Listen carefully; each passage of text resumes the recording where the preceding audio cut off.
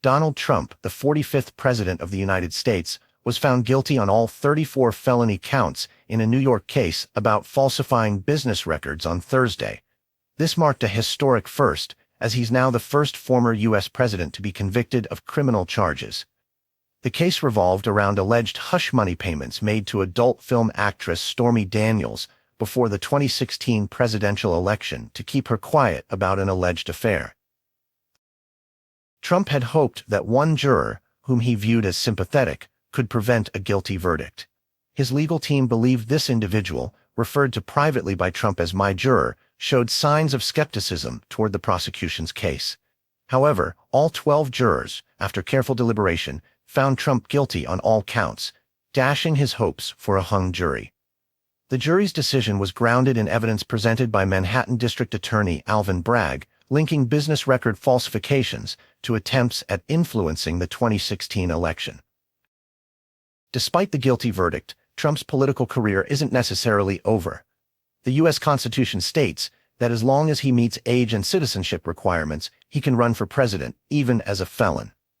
However, this conviction will undoubtedly affect his campaign.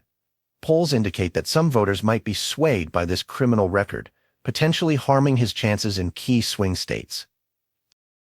Going forward, Trump is expected to appeal the verdict. His legal team argues that the case hinges on unprecedented legal theories and the detailed testimony of Stormy Daniels, which they claim is prejudicial. Trump's defense has also pointed to the novel legal strategy employed by the prosecution, questioning the jurisdiction and basis for elevating misdemeanors to felonies. Sentencing is scheduled for July 11th, just days before the Republican National Convention.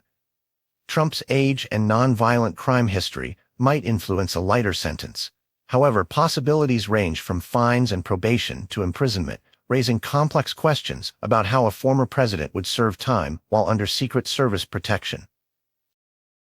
If sentenced to probation, Trump's movements would be restricted, impacting his ability to campaign.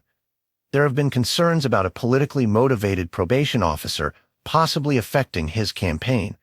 Meanwhile, Trump has consistently referred to the legal proceedings as a witch hunt, reflecting his belief that he's being unfairly targeted. Experts believe that despite being convicted, Trump holds the potential to run a vigorous presidential campaign, maintaining strong support amongst his base. His conviction has stirred public debate about the justice system's role and its intersection with political ambitions, especially for a former head of state.